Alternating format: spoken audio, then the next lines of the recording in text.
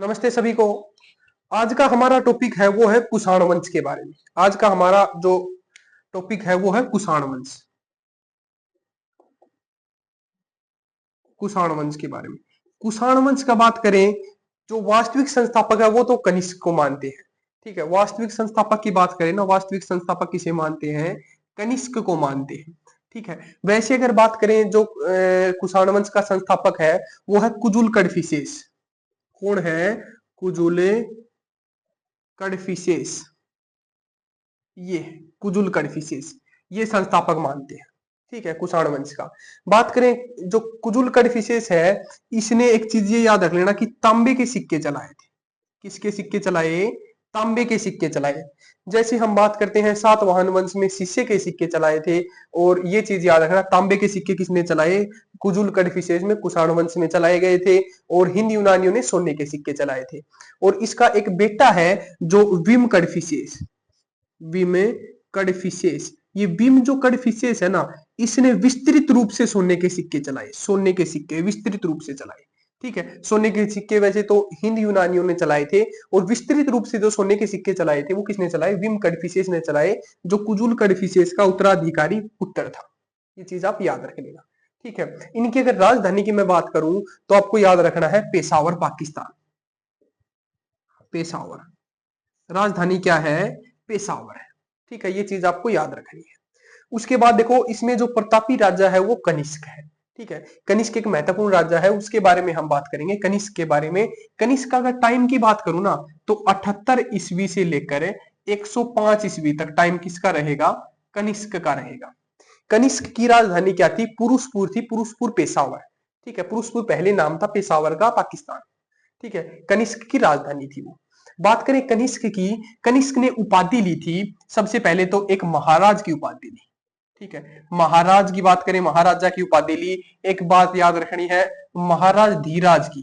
महाराज धीराज, ये महाराज धीराज की उपाधि है। ये कुजुल कडफिसेस ने भी ली थी, इससे ही ली थी। ठीक है, जो कुजुल कडफिसेस ने भी ये उपाधि ली थी, और कनिष्क ने भी ये उपाधि ली थी, महाराज जो धीराज की। ठीक है, और एक उपाधि ली थी देवपुत्र की। किसकी उपाधि ली थी? देवपुत्र की। ये देवपुत्र की चीनियों से ली थी ये उपाधि। ये भी चीज आप याद रख लेना। ठीक है, ये टाइम रहेगा। कनिष्क ने एक संवत चलाया, बात करें शक संवत चलाया।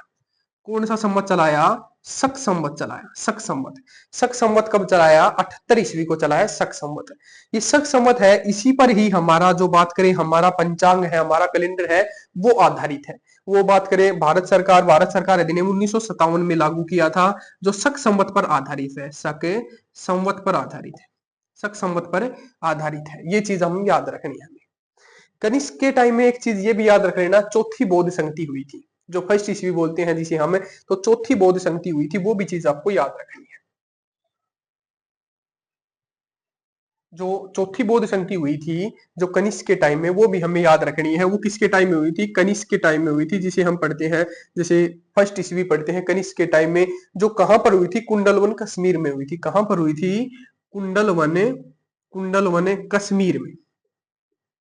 कुंडलवन कश्मीर में जो हुई थी। और ये चीज याद रखना कनिष्क के टाइम में हुई थी। उसमें अगर बात करें अध्यक्ष कौन था, अध्यक्ष की यदि मैं बात करूं तो वसुमित्र अध्यक्ष था।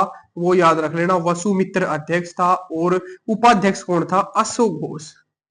अशोक घोष था ये उपाध्यक्ष था। ये चीज आपको याद रखनी है, जो अध्यक्ष था वो वसुमित्र था, और उपाध्यक्ष था वो अशोक घोष था।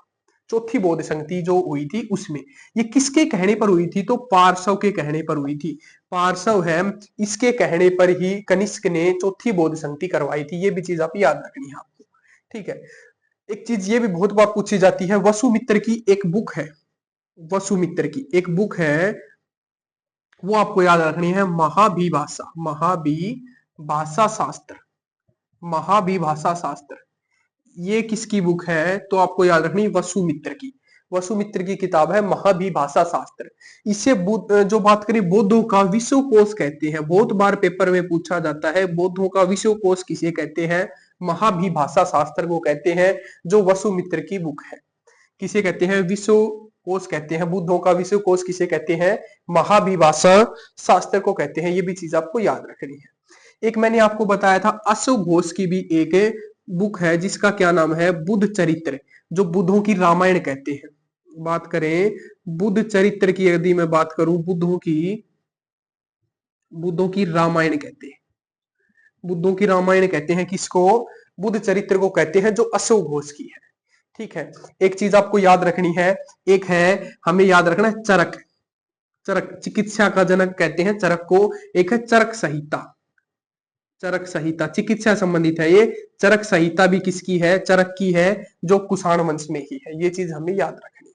ठीक है, एक बात करें कामसूत्र की। कामसूत्र ये किसकी है? तो याद रखना वात्सायन की है।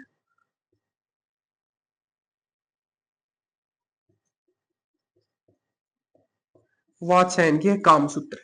ये भी कनिष्क के टाइम में ही है। एक चीज ये भी याद रखना, नागार्जुन की भी आपको याद रखना है।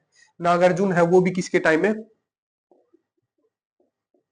तो कनिष्क के टाइम में। ठीक है, जिसने बात करें शून्यवाद का प्रतिपादक है। ठीक है, बात का आइंस्टीन कहते हैं, जो सापेक्षता का सिद्धांत दिया था। तो ये चीजें हैं वो नागार्जुन के बारे में भी आपको याद रखनी है।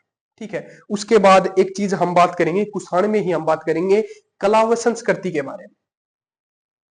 देखो, कला व संस्कृति का भी विकास हुआ था। एक चीज ये भी याद रखना कि बौद्ध धर्म का प्रचार किया था किसने? कनिष्क ने। बौद्ध धर्म का प्रचार किया था किसने? कनिष्क ने किया था। ठीक है, और ये चीज याद रखना, एक तो जो संस्कृति, कला संस्कृति की बात करें उसमें गंधार कला, और एक याद रख लेना मथुरा कला। इन दोनों का बात करें विकास हो, इन दोनों का विकास हो। तो देखो, जो कुषाण वंश है इसकी राजधानी क्या थी? तो हमें पता होना चाहिए, पुरुषपुर जो कनिष्क की थी, पुरुषपुर पेशावर थी, और जो पेशावर थी पाकिस्तान, जो इनकी राजधानी थी। हम अनुमान लगा सकते हैं कि जो दूसरी राजधानी रही होगी तो वो क्या रही होगी? मथुरा रही होगी राजधानी। क्यों रही होगी? तो ये चीज आपको याद रखनी है। जैसे इसमें एक तो ये याद रख लेना कि यहाँ से मूर्ति मिली है, बहुत सी सिक्के मिले हैं। ठीक है, तो ये चीजें हैं जो कहाँ से मिली? हमें मथुरा से मिली है, और एक सिर कटी मूर्ति भी मिली है, क्योंकि यहाँ पर ज्यादातर जो खोजे गए जो बहुत सी चीजें मिली है, इसलिए जो दूसरा केंद्र है, जो दूसरी राजधानी है, वो अनुमान लगा सकते हैं कि वो मथुरा रही होगी, दूसरी राजधानी। ठीक है, ये चीज हमें याद रखनी है। उसके बाद एक चीज याद रख लेना तक्षशिला के बारे में। तक्षशिला, तक्षशिला जो है ये, यहाँ बात करें कुषाण वंश में जो शिक्षा का प्रमुख केंद्र रहा है, जिससे तक्षशिला से हम, जैसे हम पढ़ते हैं कौटिल्य की बात करें, चाणक्य की बात करें, ठीक है, और जैसे चंद्रगुप्त मौर्य की बात करें, प्रसेनजीत की बात करें, और राजवैद्य जीवक है, इन सभी ने जो शिक्षा दीक्षा ग्रहण की थी वो कहाँ से की थी? तक्षशिला से की थी। ठीक है, तो ये प्रमुख केंद्र माना जाता है शिक्षा का। उसके बाद एक जम्मू कश्मीर में बात करें, जम्मू कश्मीर में कनिष्क नगर बसाया, कनिष्क नगर बसाया। ठीक है, जम्मू कश्मीर में एक नगर बसाया जिसे हम कनिष्क नगर कहते हैं। एक बात करें रेशम मार्ग का भी विकास हुआ है, रेशम मार्ग का भी विकास हुआ है। ठीक है, रेशम मार्ग का विकास हुआ है। पक्की ईंटों का भी सबसे पहले बात करें विकास हुआ है, वो कनिष्क के टाइम में ही हुआ है। ठीक है, कुषाण वंश में ही हुआ है। बात करें रेशम मार्ग, और जो हमारे बात करें कि कागज है, वो रेशम मार्ग है, वो चीन की देन है ना। और ये चीज आपको याद रखनी, रेशम मार्ग और पक्की ईंटों का प्रयोग किया गया वो सबसे पहले जो कनिष्क के टाइम में ही किया गया है। उसके बाद बात करें कनिष्क की, है ना, कनिष्क की अगर सिक्के है ना, सिक्के पर मूर्ति किसकी मिलती है? तो बौद्ध धर्म की जो चित्र मिलता है, कनिष्क के सिक्कों पर किसकी चित्र मिलता है? बौद्ध धर्म की जो चित्र मिलता है। ये चीज आप याद रख लेना। और चौथी बौद्ध संधि करवाई, तो ये याद रख लेना, कनिष्क है ना, चौथी बौद्ध संधि जो हुई थी उसमें बौद्ध धर्म है वो दो भागों में बट गया था। जैसे हम बात करें, एक तो महायान और हीनयान, तो कनिष्क है ये महायान से संबंधित था, महायान से। जैसे इसमें मूर्ति पूजा है, तो मूर्ति है, तो जो सिक्के हैं उसमें भगवान जो बौद्ध है इनकी मूर्ति है, इनका चित्र है वो सिक्के पर है। ठीक है, तो ये चीज याद रख लेना, ये महायान शाखा से संबंधित है कनिष्क। उसके बाद एक चीज ये याद रख लेना कि जो अंतिम जो राजा है वो कौन है? वो वसुदेव है। ठीक है, अंतिम राजा कौन है? अंतिम राजा की यदि मैं बात करूं तो याद रख लेना वसुदेव है। कौन है? वसुदेव है। ठीक है, वसुदेव अंतिम राजा है। इसकी अगर वसुदेव की हम बात करें, इनका जो सिक्के हैं उन पर शिव की प्रतिमा है।